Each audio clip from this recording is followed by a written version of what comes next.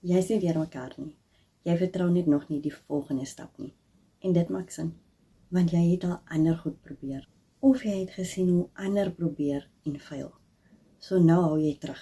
Nie omdat jy nie wil nie, maar omdat jy bang is om weer teleurgestel te wees. So jy sê vir jouself, ek weet nie wat om te doen nie. Maar diep binne in jou, weet jy, daar moet meer wees. Jy het net nog nie die regte pad gesien nie.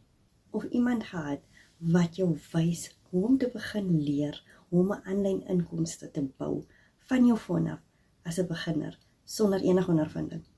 Ek was presies daar.